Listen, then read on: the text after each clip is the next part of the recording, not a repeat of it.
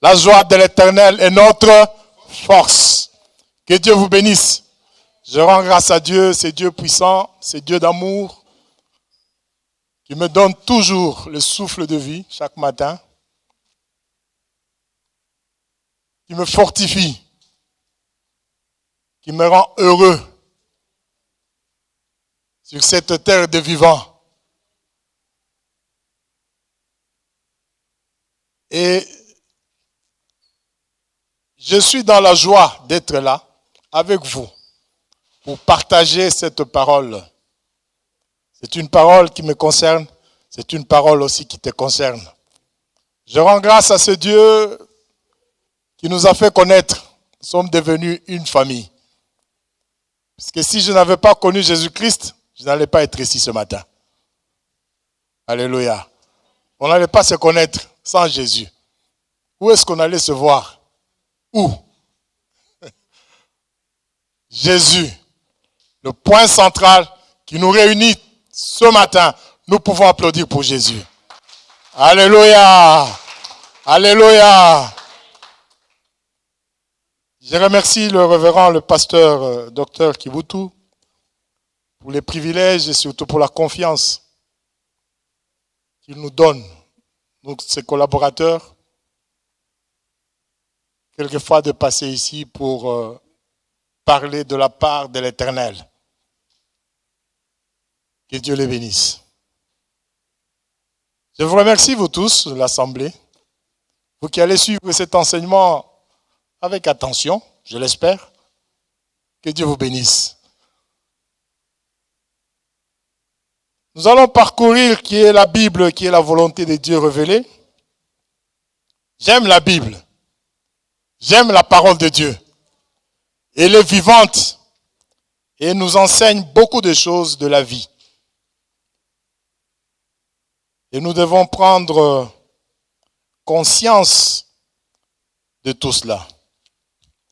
Nous allons dans le livre des Actes. Les Actes des Apôtres. J'aime beaucoup ce livre, puisque c'est un livre de l'essor et de l'expansion de la parole de Dieu. Il est très riche et il nous apprend beaucoup. Acte 3. Nous allons lire de 1er jusqu'au 10e verset.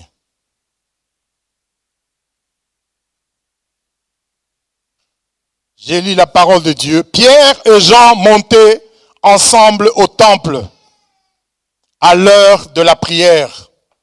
C'était la 9e heure. Il y avait un homme boiteux de naissance qu'on portait et qu'on plaçait tous les jours à la porte du temple appelé la Belle pour qu'il demande l'aumône à ceux qui entraient dans le temple. Cet homme, voyant Pierre et Jean qui allaient y entrer, leur demanda l'aumône. Pierre, de même que Jean, fixa les yeux sur lui et dit, regarde-nous. Et il le regardait attentivement, s'attendant à recevoir de quelque chose. Alors Pierre lui dit, je n'ai ni argent, ni or, mais ce que j'ai, je te le donne. Au nom de Jésus-Christ de Nazareth, lève-toi et marche. Alléluia. Et le prenant par la main droite, il le fit lever. Au même instant, ses pieds et ses chevilles devinrent fermes. D'un saut, il fut debout et il s'est mis à marcher. Il entra avec eux dans le temple, marchant, sautant, louant Dieu. Tout le monde le vit marchant et louant Dieu. Il reconnaissait que c'était celui qui était assis à la belle porte du temple pour demander l'aumône. Et il fut rempli d'étonnement et de surprise au sujet de ce qui lui était arrivé. Alléluia. Le nom de Jésus, oh mon ami, le nom de Jésus, le nom de Jésus, oh mon ami, le nom de Jésus, oh mon ami, nom de Jésus, oh mon ami, le nom de Jésus. Le sang de Jésus, oh mon ami, le sang de Jésus, oh le sang de Jésus, oh mon ami, le sang de Jésus, oh mon ami, le sang de Jésus, oh mon ami, le sang de Jésus. Accroche-toi à ce Jésus. Même si le monde t'abandonne, tu as Jésus. Même si la famille t'abandonne, tu as Jésus. Même si tes amis te tournent le dos, tu as Jésus. Jésus seul te suffit. Alléluia. Jésus seul te suffit. Ils peuvent t'abandonner. Ils peuvent faire tout ce qu'ils veulent. Mais Jésus seul te suffit. Alors accroche-toi à ce Jésus. Alléluia. Accroche-toi à ce Jésus. L'un des moyens de vivre notre vie chrétienne, mes frères et sœurs, avec efficacité et plénitude, c'est d'être à l'écoute de Dieu et de vivre les instructions, de suivre les instructions. Les instructions de notre Père. Ces commandements ne sont pas pénibles, comme dit la parole de Dieu. Suivre les instructions de notre Créateur, le Créateur de l'univers visible et le Créateur de l'univers invisible. Nous devons être à son écoute. La vie d'un disciple, mes frères et sœurs, a besoin d'être puissamment assisté par Dieu et par le Saint-Esprit. C'est pour cela, avant de quitter même ses disciples pour monter au ciel, Jésus leur a demandé d'attendre la venue du Saint-Esprit. Dans Acte 1, qu'on sort. Parce qu'il nous conduit dans toute la vérité. Dans ce récit que nous venons de voir, dans Acte 3, il est question de Pierre et Jean.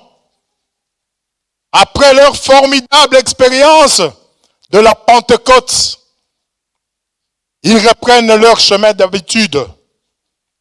Les Juifs pieux, en allant au temple de Jérusalem pour y prier. La Bible dit au verset 1, Pierre et Jean montaient ensemble au temple à l'heure de la prière. Et c'était la 9e heure. Ils étaient à 2, Pierre et Jean. 2 valent mieux qu'un, n'est-ce pas? Je voudrais juste vous rappeler cette recommandation de Jésus-Christ en Luc. On peut lire Luc 10, verset 1, s'il te plaît. Luc 10, verset 1. Qu'est-ce que Jésus avait leur recommandé de faire? Luc 10, verset 1 nous dit, « Après cela, le Seigneur désigna encore 70 autres disciples, et il les envoya 2 à 2 devant lui dans toutes les villes et dans tous les lieux où lui-même devait aller. » Donc ce n'était pas un hasard qu'il soit à 2. Alléluia. Ils étaient là au rendez-vous. Et la Bible donne la précision que c'était l'heure de la prière, la 9e heure. C'est-à-dire 3 heures de l'après-midi. Puisque les Juifs avaient l'habitude de prier 3 fois. La 3e heure, c'était 9 heures du matin. La 6e heure, c'était 12 heures, donc à midi. Et la 9e heure, correspondait à 3 heures de l'après-midi.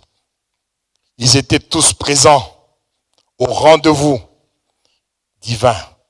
C'est comme vous et moi ce matin. Nous sommes présents au rendez-vous divin. Que Dieu vous bénisse. Ne négligez jamais le rendez-vous avec votre Dieu. Comme nous avons le programme ici à l'église, le vendredi, ne négligez jamais ce rendez-vous divin. Le dimanche, ne négligez jamais ce rendez-vous divin. Venez apporter quelque chose et venez recevoir quelque chose. Alléluia. Votre présence fait du bien à l'église et les enseignements qu'on vous donne, ça vous fait aussi du bien. C'est un lieu des enseignements des apôtres ici. C'est un lieu de la communion fraternelle. C'est un lieu de fraction de pain. Et c'est un lieu aussi des prières. C'est pour cela que vous ne devez pas manquer ce rendez-vous. Qu'il pleuve ou pas, faites un effort afin de venir pour entendre, pour écouter cette parole vivante. Je voudrais tout simplement te dire de ne pas négliger les cultes le vendredi et de ne pas négliger les cultes les dimanches. Car tu ne sais jamais comment Dieu peut te bénir ce jour-là. Alléluia. Dites à ton voisin, à ta voisine, ne néglige jamais les cultes le vendredi, ne néglige jamais les cultes les dimanches. Il n'a pas bien entendu, dis-le-lui bien, ne néglige jamais les cultes le vendredi, ne néglige jamais les cultes le dimanche. Alléluia. À travers ce récit de Actes 3, 1 jusqu'à 10, le Seigneur a mis à cœur de partager quelques valeurs du royaume de Dieu. Et la première valeur que nous allons partager ce matin, c'est marcher selon l'Esprit de Dieu. Alléluia. Quand vous marchez selon l'Esprit de Dieu, vous restez attentif à ce que Dieu est en train de faire, à ce que Dieu va faire. Alléluia. Et c'est quoi marcher selon l'Esprit de Dieu? Marcher selon l'Esprit de Dieu, tout simplement, c'est marcher comme Jésus. Comme Jésus. Galates 5, 16 nous dit, marchez selon l'Esprit et vous n'accomplirez pas les désirs de la chair. Marcher comme Jésus, c'est avoir les pensées de Jésus. Marcher comme Jésus, c'est avoir les attitudes de Jésus. Marcher comme Jésus, c'est avoir la manière dont Jésus était en train de résoudre le problème. Il est notre modèle. Il est notre grand frère. Il est notre Seigneur. Et il est notre Sauveur.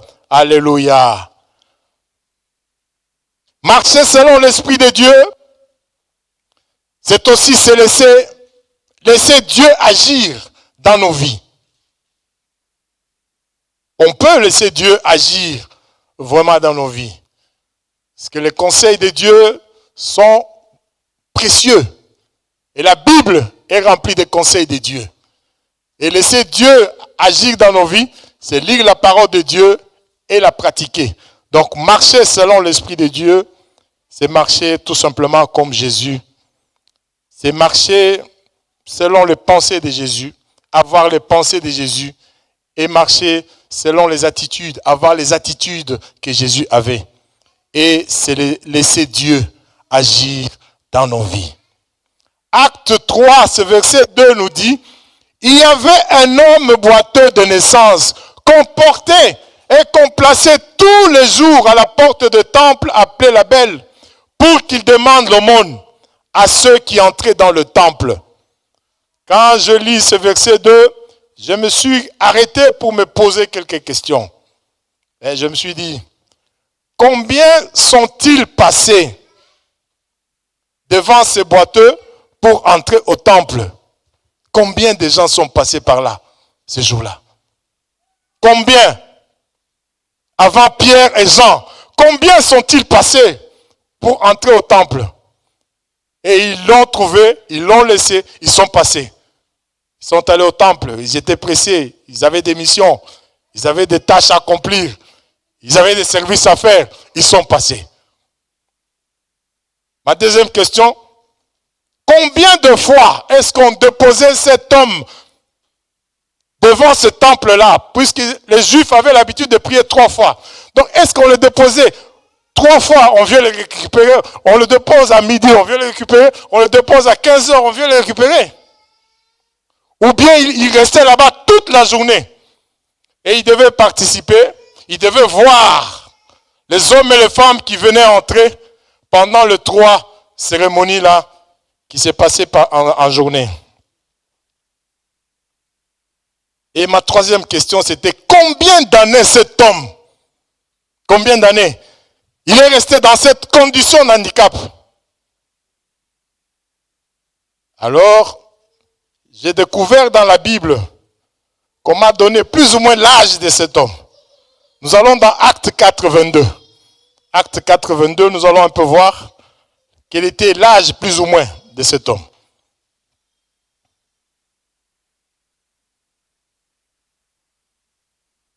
Acte 4:22 nous dit, car l'homme qui avait été l'objet de cette guérison miraculeuse était âgé de plus de 40 ans. Êtes-vous d'accord que c'est le même homme qu'on parle ici? Alléluia. Êtes-vous d'accord que c'est le même homme qu'on parle ici? Il était âgé de plus de 40 ans. Quelle souffrance! Quel travail pour le porteur qui devait le porter chaque jour. Cet homme était invalide, pas productif, il ne pouvait pas produire puisqu'il était handicapé, pas rentable, pas la possibilité de travailler. Il était dépendant des autres. On venait le déposer et on venait le récupérer à cette porte qu'on appelle la porte la belle. La belle porte qui est l'une des entrées qui menait vers la cour intérieure. Et c'était réservé aux Juifs. C'était un lieu stratégique. C'était un lieu qui était fréquenté. Et il y avait des trafics. Les hommes entraient, les hommes sortaient. Sans doute, ils connaissaient la force de ces personnes-là qui venaient au culte, qui venaient au temple. Pourquoi? Parce qu'il était présent chaque jour là, à ces lieux-là. Donc, on lui donnait quelque chose. Il recevait quelque chose. Donc, l'église était forte. Alléluia. Il y avait des gens qui lui donnaient de l'argent. Sinon, il ne serait pas là chaque jour là. Il n'allait pas se retrouver à cet endroit-là. J'ai prié pour que Dieu donne de l'argent à l'église. Alléluia. Quand j'ai dit à l'église, j'ai dit à chacun de vous, à chacun de nous, que Dieu nous donne de l'argent pour donner aussi aux pauvres qui vont commencer à venir devant notre temple devant là. Alléluia. Qui croit à cela que Dieu peut lui bénir aujourd'hui? Amen. Amen. Au verset 3, au même moment de leur entrée dans le temple, Pierre et Jean sont interpellés. Interpellés par qui? Par cet homme atteint d'un handicap physique. Cette rencontre de Pierre et Jean et de cet homme n'était pas prévue. Ça n'était pas prévu. Ça n'était pas prévu. Rien n'était prévu. Pierre ne pouvait pas s'imaginer qu'il allait rencontrer cet homme devant la porte qu'on appelle la belle. Jean ne pouvait pas s'imaginer qu'il allait rencontrer ce jour-là. Cette rencontre n'était pas prévue dans leur plan, car ils venaient juste pour prier. Frères et sœurs, lorsque tu n'écoutes pas Dieu, lorsque tu t'éloignes de la voix de Dieu, tu peux passer à côté du plan de Dieu pour ta vie, pour ton avenir et pour ta destinée. Alléluia. Tu peux passer à côté parce que tu n'écoutes pas Dieu. Et Pierre et Jean étaient très attentifs. qu'est-ce qui allait se passer? Puisqu'il y a quelqu'un qui s'appelle, il est le Dieu de temps et des circonstances. Il organise tout. Il planifie tout. Et il dicte même aux hommes et aux femmes qu'est-ce qu'il faut faire. Alors si toi tu n'es pas attentif, si tu ne marches pas selon l'Esprit de Dieu, tu ne vas jamais être attentif à pouvoir écouter ce que Dieu veut faire. Tu peux passer à côté de la plaque. C'est pour ça que nous devons être des hommes et des femmes qui sont à l'écoute de Dieu pour capter ce que Dieu veut faire en ce temps. Il y a des temps où Dieu change, mais Dieu veut faire à ce temps. Qu'est-ce qu'il veut faire à ce temps? Sois attentif à Dieu, accroche-toi à Dieu, suis les recommandations de Dieu, suis le commandement de Dieu, suis les conseils de Dieu, suis les directives de Dieu, suis tout ce que Dieu te dit de faire. C'est tout ce que tu dois suivre. Pourquoi? Parce que Dieu a un plan. Non pas pour toi, mais pour les autres aussi. Alléluia. Le temps de Dieu. Tu connais ton passé. Très bien. Tu connais ton passé. Tu connais ce que tu as fait dans le passé. Le présent, tu es en train de le vivre. Mais l'avenir appartient à Dieu. Voilà pourquoi tu dois remettre tout entre les mains de Dieu. Car tu ne sais pas demain. Qu'est-ce qui va se passer demain? Le passé, tu le connais. Tu as vécu le passé. Tu as fait tout ce que tu devais faire. Et tu as même des souvenirs, de bons souvenirs, de mauvais souvenirs du passé. Le présent, tu es en train de le vivre. Tu es ici au culte ce matin. Mais l'avenir, demain, ça ne t'appartient pas. Ça appartient au Créateur. Alléluia. C'est le Créateur qui règle tout. Voilà pourquoi chaque jour qui passe, tu dois demander à Dieu, qu'est-ce que je dois faire chaque jour? Puisque l'avenir ne t'appartient pas, l'avenir appartient à Dieu. Et le Dieu Tout-Puissant, le Créateur des cieux et de la terre, le Dieu d'amour, va utiliser Pierre et Jean, deux acteurs, pour faire changer complètement l'histoire de cet homme. Changer complètement l'histoire de cet homme. Et tout a commencé devant la porte qu'on appelle la porte des Belles. C'est là où Dieu va utiliser deux acteurs pour faire changer les choses dans la vie de cet homme. C'est pour cela, mes frères et sœurs, sois humble. Là où tu es, sois humble. Et reste humble dans la vie, car tu ne sais pas ce que Dieu peut faire. Qui il peut utiliser, quand il peut utiliser, où il peut utiliser et comment il peut utiliser. Dieu seul le sait. Mais toi, sois humble. Et quand le temps de Dieu arrive, lorsque le temps de Dieu sonne à ta porte, lorsque Dieu est en train de te bénir, de t'élever, sache que l'impossible devient possible. Quand le temps de Dieu arrive, l'impossible change directement, devient possible. Quand le temps de Dieu arrive, le temps de Dieu sonne, les malédictions changent en bénédiction. Le temps de Dieu. Quand le temps de Dieu arrive, la pauvreté cède à la richesse. Quand le temps de Dieu arrive, la maladie, je suis en train de dire que ça change, ça devient la guérison. Alléluia. Le temps de Dieu. Il faut vraiment aimer le temps de Dieu. C'est pour ça que tu dois être attentif à la voix de Dieu. Tu dois marcher selon l'Esprit de Dieu qui te guide dans tout. Car Dieu est capable de transformer, de changer tout en un instant.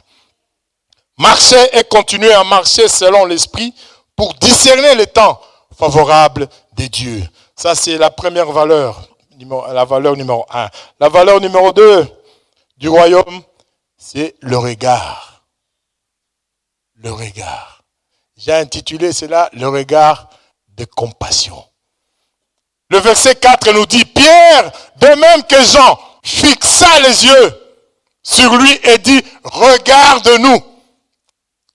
Cette rencontre de Pierre, Jean et le boiteux commence par un échange de regards.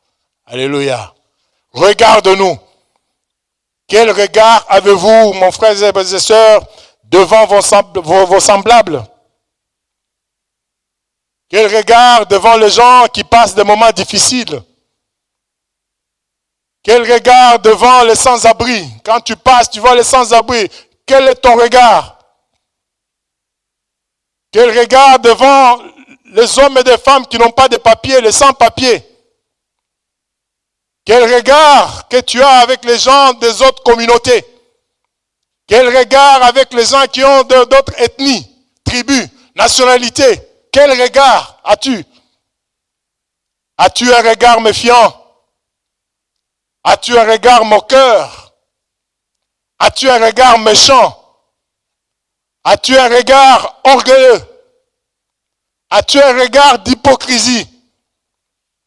Ou tout simplement, tu as un regard de compassion comme Jésus-Christ. Alléluia. La Bible nous rappelle de l'histoire de la veuve de Naïn, dont le fils unique est mort. Et ça se trouve en Luc 7, 10. La Bible dit, le Seigneur l'ayant vu, Jésus fut ému de compassion pour elle et lui dit, ne pleure pas. Le regard était le regard de compassion. Mes frères et sœurs, les disciples de Jésus doivent aussi avoir le même regard. Un regard de compassion. Pas un regard de moquerie. Non, ces affaires-là, c'est pour lui. S'il est tombé dans ça, ça lui concerne. S'il a fait ça, ça ne nous regarde pas. Non. Nous devons avoir un regard de compassion. Alléluia. Car nous sommes le corps de Christ. Alléluia. Quel regard as-tu? Et Jésus fut ému de compassion quand il a vu cette femme, la veuve de Naïn, et lui dit, ne pleure pas. Parce qu'il avait la solution.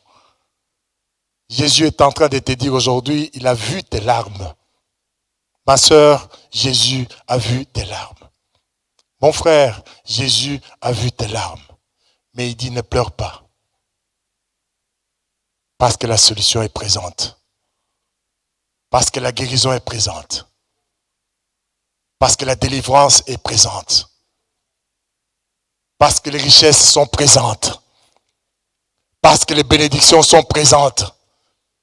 Parce que le travail est présent. Il est à la porte. Le contrat est là.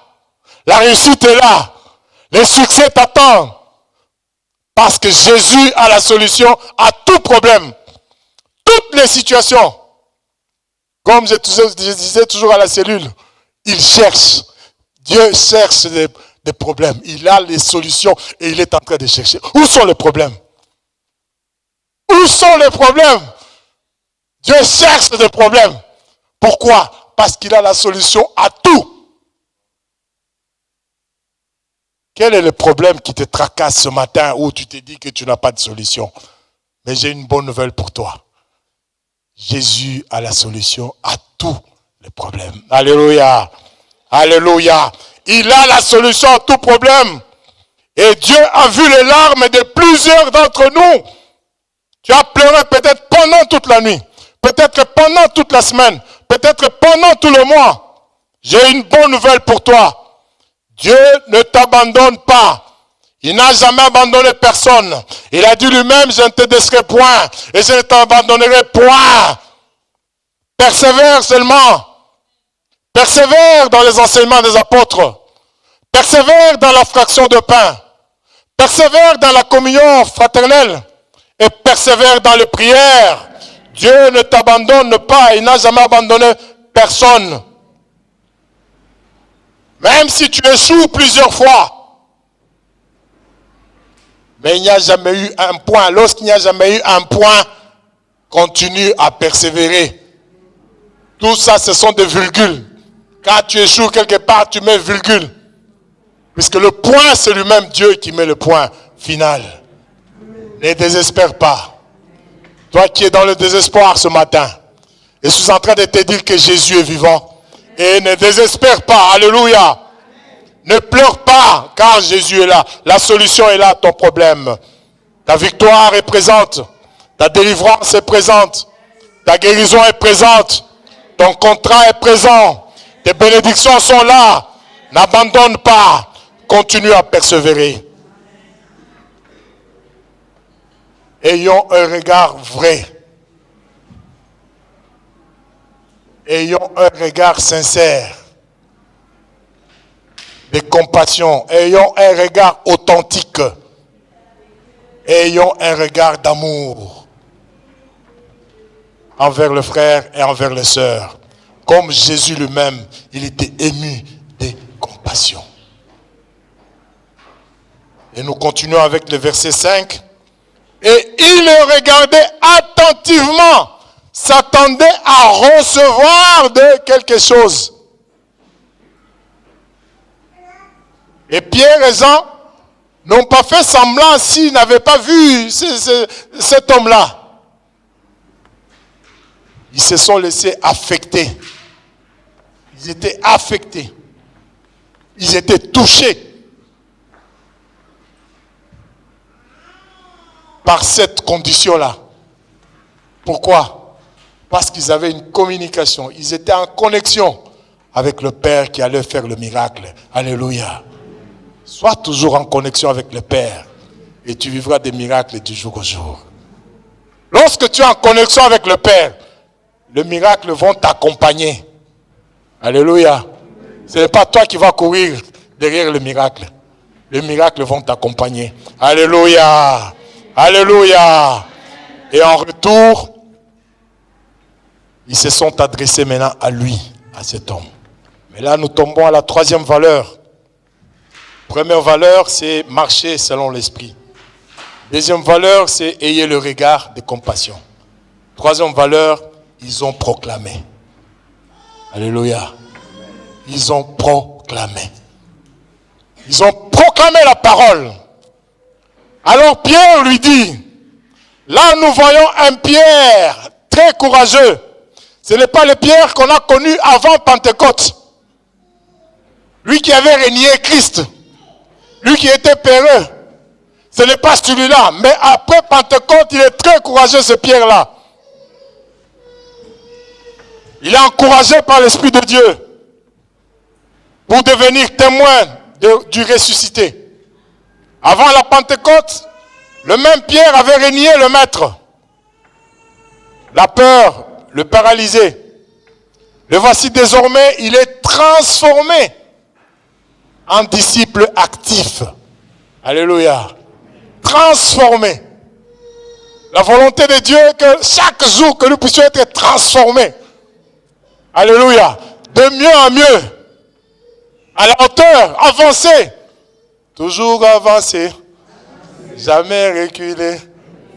Toujours avancer. Et Dieu veut que nous puissions avancer.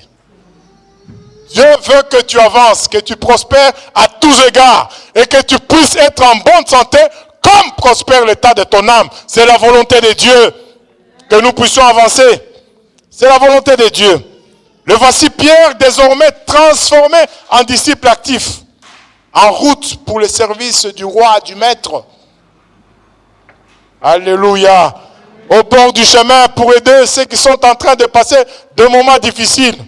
J'ai prie que Dieu te transforme en disciple actif ce matin au nom de Jésus-Christ. Que tu sois un acteur. Alléluia. Et c'est possible d'être acteur de Jésus. C'est possible d'être acteur de Dieu et non pas un spectateur. Quand tu viens ici à l'église, sois acteur, actif, un disciple actif. Quand il faut participer, participe. Quand il faut chanter, chante. Quand il faut louer, loue. Quand il faut prier, prie. Quand il faut donner des dons, donne. Alléluia. Quand il faut vider la poche, vide. C'est ça les disciples actifs. Actifs en tout et actifs dans la maisonnée de Dieu. Que quelqu'un puisse dire, Dieu transforme-moi en disciple actif. Vous êtes en train de le dire timidement là. Hein? Dieu transforme-moi en disciple actif. Alléluia. Alors Pierre, au verset 6, alors Pierre lui dit, je n'ai ni argent, ni or, mais ce que j'ai, qu'est-ce que tu as ce matin? Tu ne peux pas donner ce que tu n'as pas. Tu ne peux que donner que ce que tu as. Qu'est-ce que tu as ce matin? Pierre lui dit, je n'ai ni argent, ni or. Là, j'étais en train de réfléchir. Pourquoi Pierre a dit, il n'a ni argent, ni or? Et pourtant, on dit, l'or et l'argent appartiennent à l'Éternel. Et Pierre lui dit, je n'ai ni argent, ni or. Puisqu'il avait quelque chose d'important que l'argent et l'or a donné. Amen. Je suis en train de dire à quelqu'un, il y a quelque chose que Dieu veut te faire dans ta vie. Il a dit, Pierre a dit, je n'ai ni argent ni or. Mais ce que nous avons, ce que j'ai, celui que nous avons, c'est lui qui produit l'or et l'argent. L'or et l'argent se trouvent chez lui. Mais ici, nous n'avons pas or, nous n'avons pas l'argent. Mais l'or et l'argent est enveloppé dans quelque part là. C'est lui qui possède ça. Alors, autant l'avoir que d'avoir l'or et l'argent. Puisque là, tu auras tout. Alléluia. Nous n'avons ni or ni argent. Mais ce que j'ai, je te le donne. Je te le donne. Pour avoir, il faut emmagasiner. Pour avoir, il faut emmagasiner. Pour donner la parole, il faut lire. Pour prier, il faut lire la parole. Parce que ta prière sera alimentée par la parole. Donc tu dois être quelqu'un qui lit la parole de Dieu. Que ce livre de la loi ne s'éloigne point de ta bouche, mais dites-le jour et nuit, afin que tu sois et que tu puisses avoir trop d'entreprises, succès dans tes entreprises. Nous sautons la partie A. Mais ce qui nous intéresse, avoir du succès dans les entreprises. Mais il a dit, mais dites-le. Mais dites-le. Donc, il est temps de lire cette parole de Dieu chaque jour. Pour que tu puisses avoir du succès dans tes entreprises, la partie B. Mais la partie A, on saute vite. On va souvent à la partie B. L'or, je n'ai ni or ni argent, mais ce que j'ai, je te le donne. Au nom de,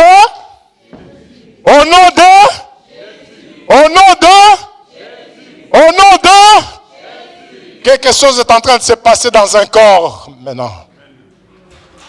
Dans une vie, quelque chose est en train de se passer.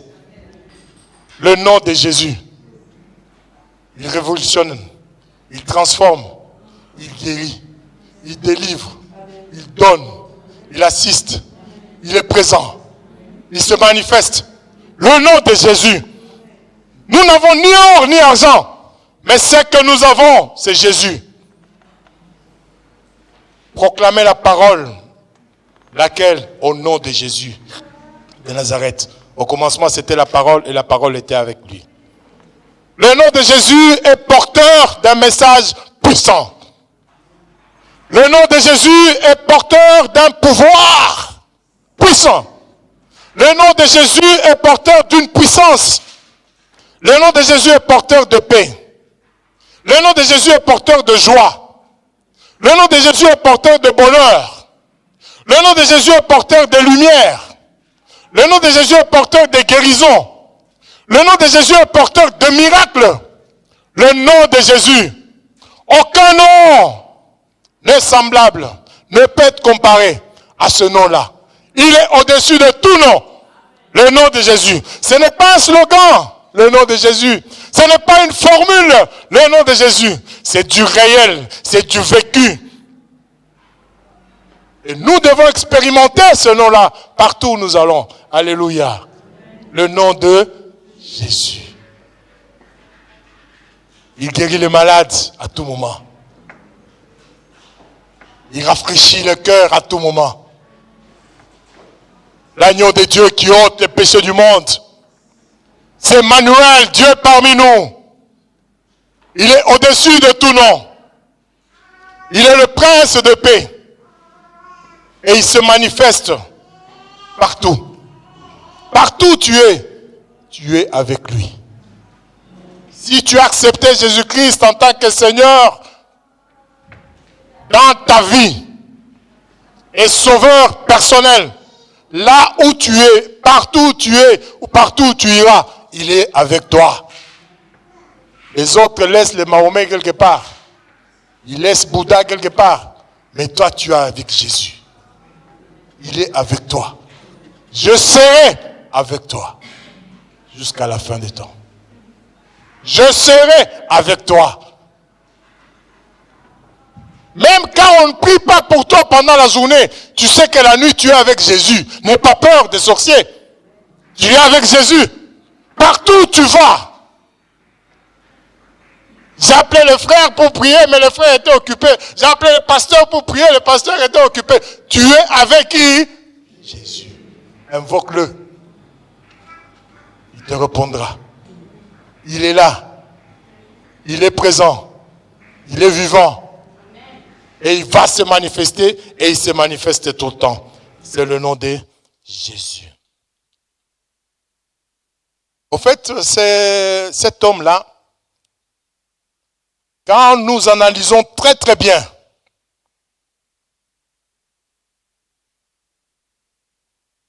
il n'avait pas besoin d'argent. Est-ce qu'il avait besoin d'argent? Il n'avait pas besoin d'argent.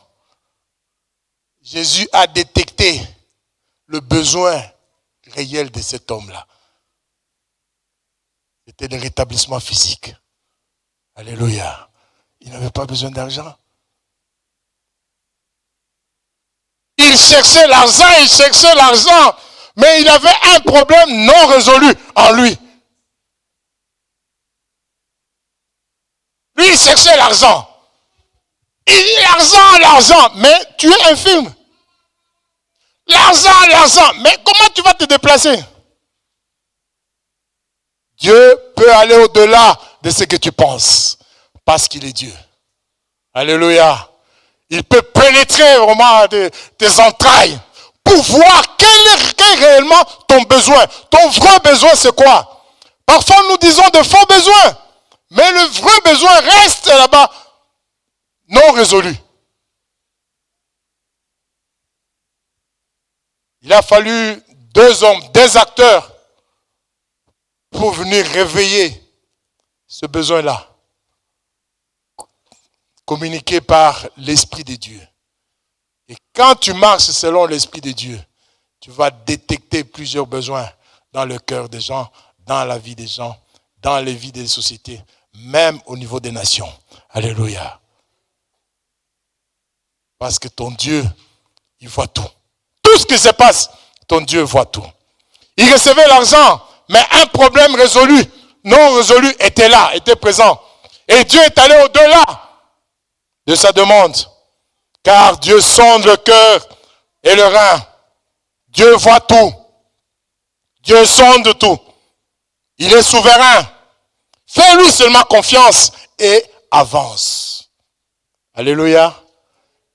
Il n'a jamais déçu. Il ne te décevra pas. Fais-lui confiance et avance. Dis à ton frère, à ta soeur, fais-lui confiance et avance.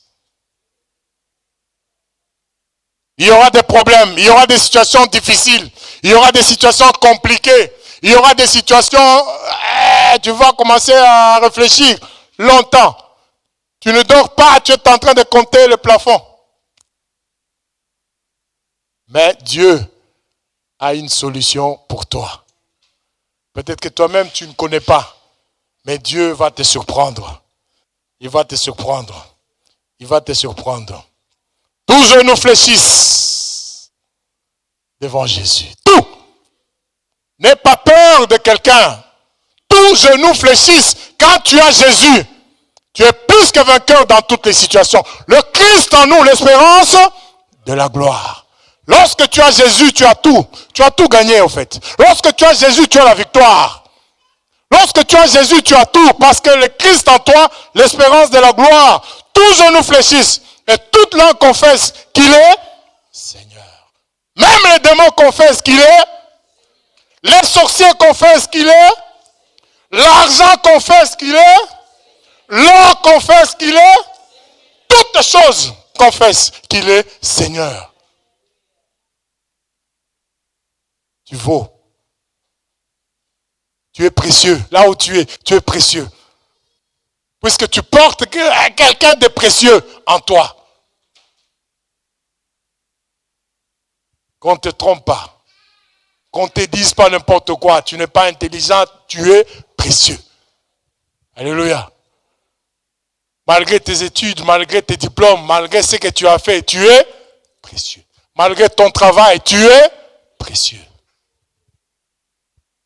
Je disais à un médecin là qui a eu un problème au courant de la semaine passée, je pense. Il m'a dit, pourquoi est-ce que tu as peur? Toi, tu es là et tu as Jésus. Eux, ils sont là, ils n'ont pas Jésus. Qui gagne? C'est toi qui gagne. Tu as Jésus, eux n'ont pas Jésus. Et tu as peur de ceux qui n'ont pas Jésus.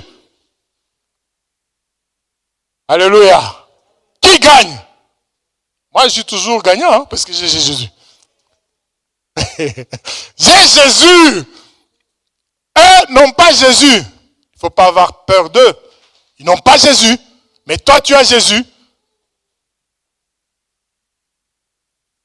Les ressuscités du 3e jour. Satan commençait déjà à danser. Quand il a été enterré là, premier jour, il danse, oh on l'a eu. Deuxième jour, il danse, oh on l'a eu. Il a oublié qu'il y a un 3e jour. Alléluia. Dites à tes problèmes, il y a un 3e jour. Le ressuscité. Le 3e jour, il est sorti du tombeau plus que vainqueur. Alléluia. Alléluia. Il y a un 3e jour. Dites à tes situations difficiles qu'il y a un 3e jour. Tous genoux fléchissent et toute langue confesse qu'il est le Seigneur. Les démons et les sorciers fléchissent, l'or et l'argent fléchissent. Vous devez proclamer la parole de Dieu en toutes circonstances. Avec foi. Je passe à la 4e valeur qui est la dernière. Après avoir proclamé la parole par le nom de Jésus, ils sont passés en acte. Ils ont agi. Action. Il y a eu un geste. Alléluia. Quand Jésus était ému de compassion, il est passé en action.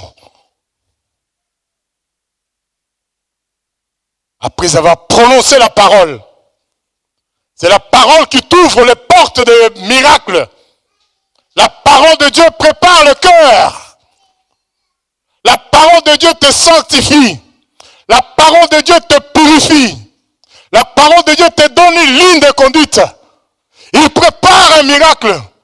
Quand ils ont envoyé la parole, le miracle ne s'était pas encore produit. Après avoir proclamé la parole, tu dois passer maintenant en action. Passer en action veut dire agir. Alors Pierre lui dit, je n'ai ni or ni argent, mais ce que je te le donne au nom de Jésus-Christ de Nazareth, lève-toi et marche. Et le prenant par la main droite, alléluia, alléluia, il est passé en action.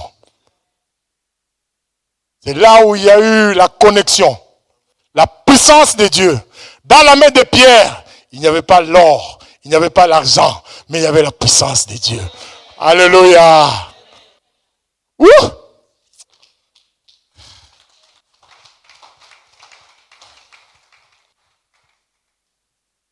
J'ai pris que cette puissance de Dieu nous accompagne dans cette église. Au nom de Jésus-Christ. Peut-être que tu n'as pas beaucoup d'argent à donner à ta famille. Peut-être que tu n'as pas de l'or à donner à ta famille. Mais tu as quelque chose qui peut transformer. Qui peut transformer. Qui peut aider. Les gens nous téléphonent chaque fois en Afrique. Hein, j'ai pas d'argent. Oh, c'est ça. Tu dis, j'ai la prière. J'ai la prière. Au moins, je peux prier pour toi. Alléluia. Nous avons quelque chose à donner au monde. Ce n'est pas seulement l'argent, l'or et l'argent. Mais nous, celui qui est en nous est plus fort. Et c'est celui-là qui a l'or et l'argent. Quand je prie, il peut l'aider là où il est. Jésus est capable. Tu pries ici, il va aider les autres là-bas. La puissance de Dieu. Après la parole, il faut passer en action. Il faut agir. Et le prenant par la main droite, et le fit lever, au même instant, tellement que la connexion était très forte, au même instant, ses pieds et ses chevilles devinrent fermes. D'un saut, il fut debout. Et il s'est mis à marcher. Il entra avec eux dans le temple. Là où il ne pouvait pas entrer. Dieu te fera entrer à des endroits où toi-même tu ne t'es pas imaginé que tu vas entrer. Dieu t'ouvrira les portes. Là où toi-même tu n'y vas même pas penser. Dieu te donnera. Dieu te bénira. Parce qu'il est Dieu. Il détient l'or. Il détient l'argent. Et il a le monde entre ses mains. Il est le Dieu des circonstances. Il est le Dieu de temps. Il te connaît plus que toi-même. La preuve que le nombre des cheveux qui se trouvent sur ta tête, tu ne connais pas. Mais Dieu connaît. Donc il te connaît plus que toi-même. Alléluia. D'un saut, il fut debout et s'est mis à marcher. Il entre avec eux dans le temple, marchant, sautant et louant Dieu. Notons ici que l'expression « lève-toi et marche » veut tout simplement dire « ressuscite et avance ». Alléluia. Il y a des choses qui ont été enterrées. Mais Jésus est en train de les ressusciter maintenant. Au nom puissant de Jésus-Christ. Lève-toi et marche. Ressuscite et avance. Alléluia. Tenant par la main droite de Pierre, cette main complètement vide. Il n'y avait pas d'or, il n'y avait pas d'argent. Mais pourtant, il y avait la richesse. La richesse dedans. La richesse dedans. J'ai pris que Dieu puisse te remplir de cette richesse au nom de Jésus.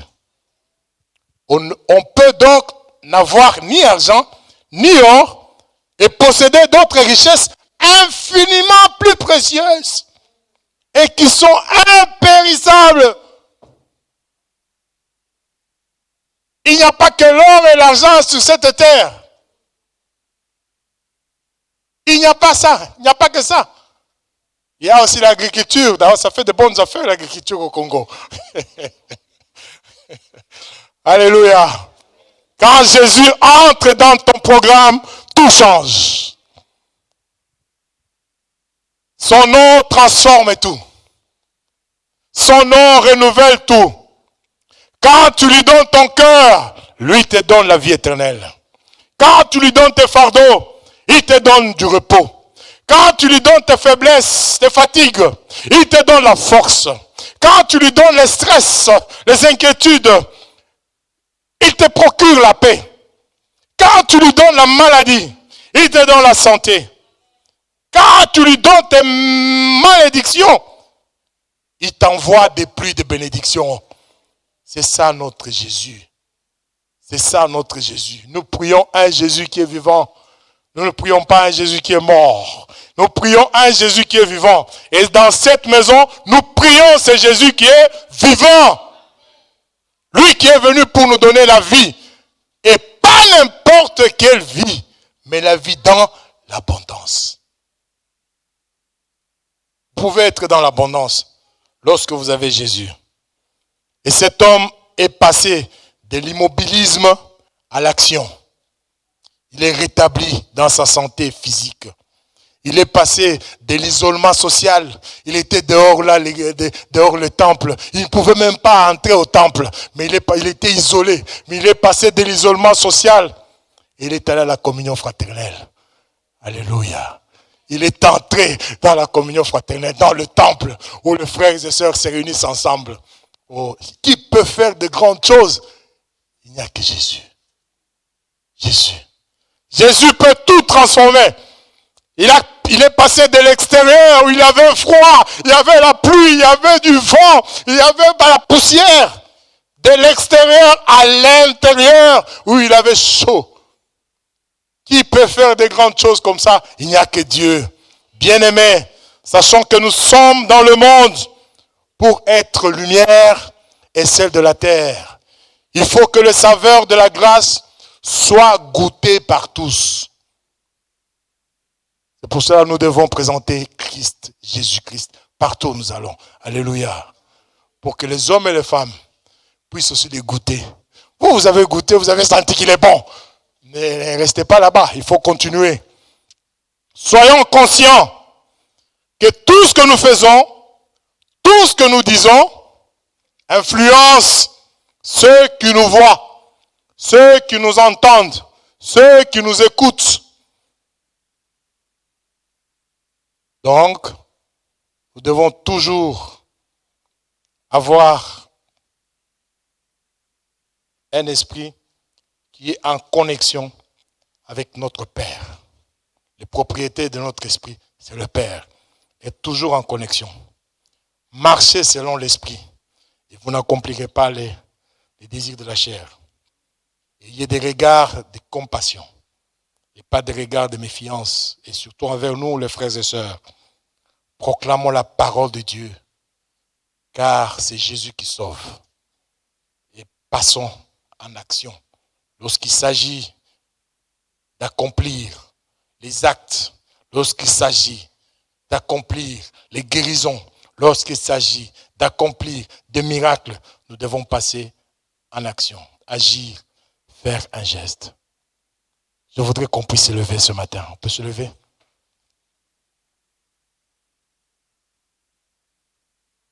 La Bible nous dit que on va un peu faire des pas. Le bonheur et la grâce. On va faire des pas. Le bonheur et la grâce m'accompagneront toujours. Et quand tu marches, tu dois te dire que le bonheur et la grâce m'accompagneront toujours. Le bonheur et la grâce m'accompagneront toujours. Le bonheur et la grâce m'accompagneront toujours. Le bonheur et la grâce m'accompagneront toujours. Le bonheur et la grâce m'accompagneront toujours. Alléluia. Et c'est un exercice, tu dois le faire. Tu es chez toi, tu dis le bonheur et la grâce m'accompagneront toujours. Partout où tu vas, partout où tu passes, tu as un transport en commun, tu te dis le bonheur et la grâce m'accompagnent toujours. Tu es chez toi au salon, tu te dis le bonheur et la grâce m'accompagnent toujours. Alléluia. Alléluia. Maintenant tu es là, tu as écouté, tu as entendu parler de Jésus, tu ne le connais pas. Tu n'as jamais expérimenté cela dans ta vie. Tu t'es dit que c'est Jésus qu'on vient de prêcher. Je voudrais aussi qu'il soit dans mon cœur, qu'il soit dans ma vie. Puisque lui-même, il avait dit qu'il est le chemin, la vie et la vérité. Tu es là ce matin. Tu as entendu parler de Jésus. Tu as entendu parler de merveilles qu'il a fait. Et c'est par le nom que cet homme a eu la guérison complète. Il s'attendait à de l'argent, l'or et l'argent. Mais il a reçu plus que ce qu'il voulait avoir. Tu t'es dit ce matin, je veux le recevoir dans ma vie, dans mon cœur, qu'il vienne m'orienter, qu'il vienne me guider et qu'il m'accompagne. Il peut prendre mon cœur à 100%. Je lui laisse tout. Je lui laisse tout.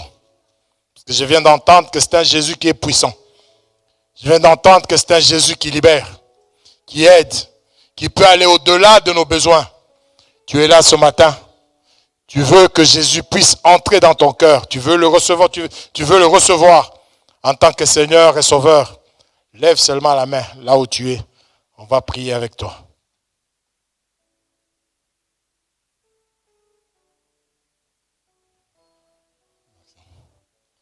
Là où tu es, merci, tu dis tout simplement Jésus.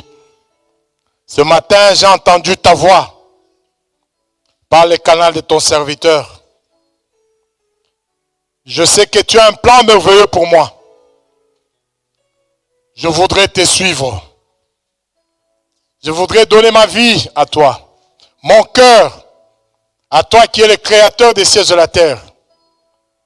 Sans toi, je n'allais pas être dans ce monde. Voilà pourquoi ce matin, je te demande pardon de tout ce que j'ai fait. N'était pas en harmonie parfaite avec ta volonté.